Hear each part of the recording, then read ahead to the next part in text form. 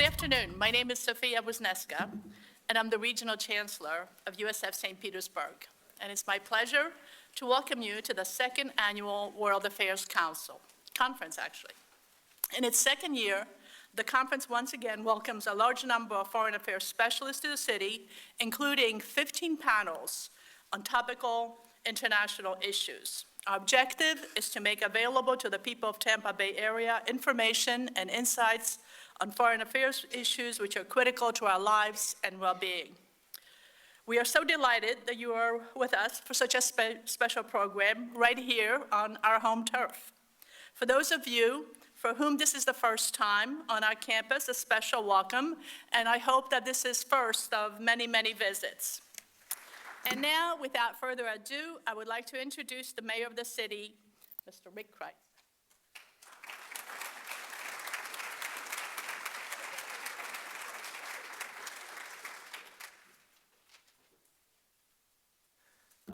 Good afternoon, everyone. Thank you so much, and welcome to the Sunshine City.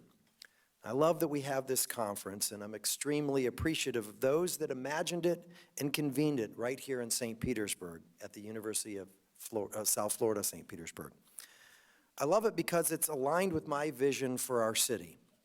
In my inaugural remarks, I said, no longer will St. Petersburg be a small city that refuses to engage on the big issues. Now, I don't want us to lose our small-town charm, and we won't. But I do want us to be relevant, not just across America, but across the globe. I want us to think big and have big conversations like the ones that will take place right here. I'm especially pleased that your agenda includes a discussion on climate change and sustainable resources. These are not just personal passions of mine. They are things that I intend to address as mayor. We may only have a small part to play, but we're going to play it well. In my first month in office, I named a director of sustainability and green initiatives, and we unveiled a new energy-efficient cooling and heating system at our city's most popular pool, and we're just getting started. I'm also glad to see that there will be a discussion on human rights and LGBT issues. We've made tremendous progress on this issue, but there is much work to be done, including even here in St. Petersburg, where we enjoy a reputation as a community that embraces and celebrates everyone and are proud to host the Southeast's largest Pride Parade. But even we can do better. So with that, I want to thank all of you for being here today and for making St. Petersburg a better place to be. And I hope you all have a wonderful conference. Thank you all so much.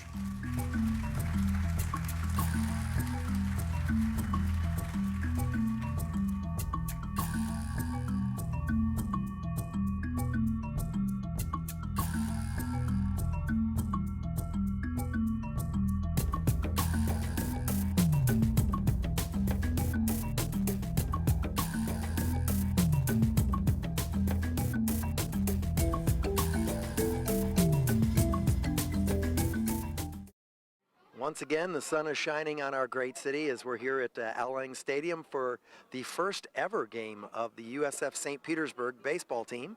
And they are taking on their colleagues, I guess you could say, from across the bay at USF Tampa.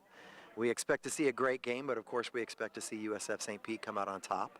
But it's another great day here in St. Petersburg, and we hope you'll come down here and enjoy our beautiful facility here and the beautiful weather that we always have here, because the sun is always shining right here in St. Pete.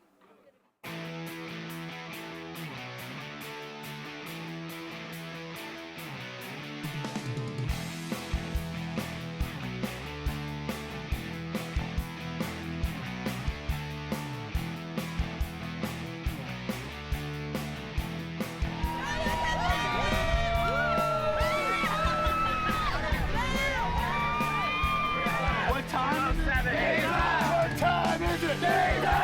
Who's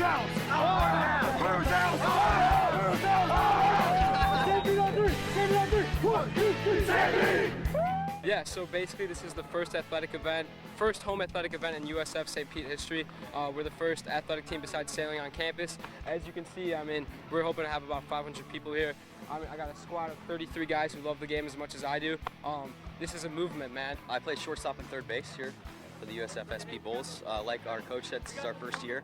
And this was really about bringing baseball to a school that didn't have it.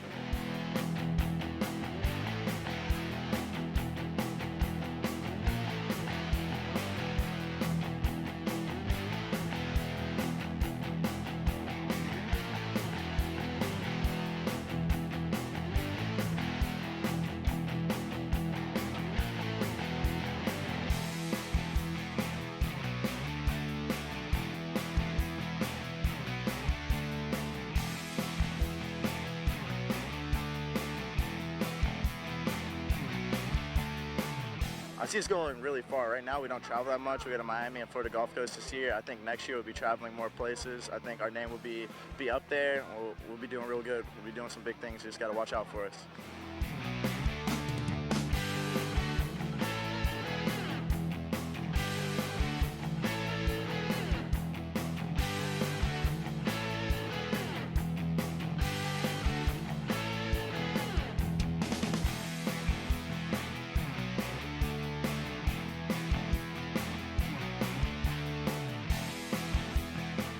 I think it's great. It's gonna, a lot of people are gonna like that we have more sports and that we're getting more diverse and that we're growing as a school, and it's gonna bring a lot of people in for it. It's going to bring us a lot more attention to USF St. Petersburg because people don't really know that we're as big as we are. We've been growing a lot recently, so I think this is a really good way to show that we've been growing.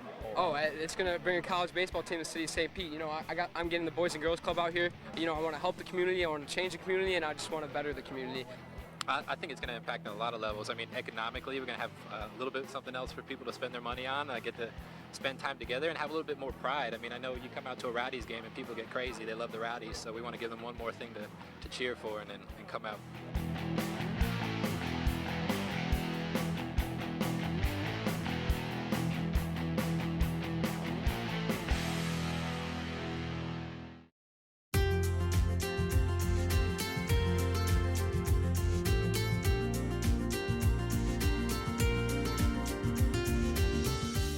Good morning, everyone. Thank you all for joining us here today. I also want to thank my Deputy Mayor, Dr. Tomlin, for being with me today, and Councilmember Carl Nurse is also here with me from the city.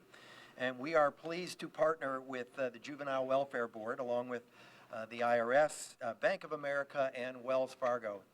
It's always a little strange saying we're thanking the IRS, but we are thanking the IRS for their help today, and to offer this free tax preparation services to qualified City of St. Petersburg employees through the VITA program. VITA, which stands for Volunteer Income Tax Assistance, offers free tax preparation services and electronic filing to households with a 2013 annual gross income of $52,000 or less. The tax preparation is performed by trained certified volunteers who provide thorough, high-quality tax preparation services at no charge to those of you who qualify. The VITA program is overseen by the Pinellas Prosperity Partnership. This is a network of more than 50 government and nonprofit organizations and businesses that are dedicated to helping low and moderate income Pinellas County residents grow their wealth. Staff supports provided by JWB, with monetary support provided by the IRS, by Bank of America, and by Wells Fargo. And I am pleased to share that in 2001, the City of St. Petersburg was instrumental in creating the Pinellas Prosperity Partnership, which at that time was known as the Wealth Building Coalition, along with the Sanderlin Neighborhood Family Center. The St. Petersburg Water Resources Department is one of 3 mobile VITA sites on board for this tax season. There are 12 fixed locations throughout Pinellas County, 4 of which are right here in St. Petersburg. Daystar Life Center, the Childs Park YMCA, the Enoch Davis Center, and the James Sanderlin Neighborhood Family Center. And last year, VITA volunteers prepared about 3,300 income tax returns, recovering $5.3 million for Pinellas County taxpayers, with many VITA clients qualifying for earned income tax credits, which can be worth up to $6,000, depending on income and the number of children in a household. The 4 VITA sites were responsible for the majority, generating 1,897 tax returns for a total refund amount of nearly $3.12 million recouped for St. Pete residents. That's a lot of money. In fact, the VITA site at the Enoch Davis Center alone did 724 returns for more than $895,000 in recouped taxes. And that's millions of dollars that are put back into St. Petersburg residents, spending their money here in St. Petersburg, which, as we all know, strengthens our economy, and that's a great thing. So what do you need to bring if you're going to do this? To utilize the free tax prep services, you must bring a picture ID, plus your Social Security card for the individual taxpayer, or a taxpayer identification number card. For you, for your spouse, and all dependents that are listed on the tax return. And if you're a married couple who is filing jointly, both spouses need to be present to sign the documents before a tax return can be filed. So this is a great program. It's a great opportunity to get some free services and hopefully get some money back, which is a wonderful thing that we all like to see happen because none of us like to pay it out. Again, there are 12 sites, and 4 of them are here in Pinellas County, and you have to be making $52,000 or less. Hi.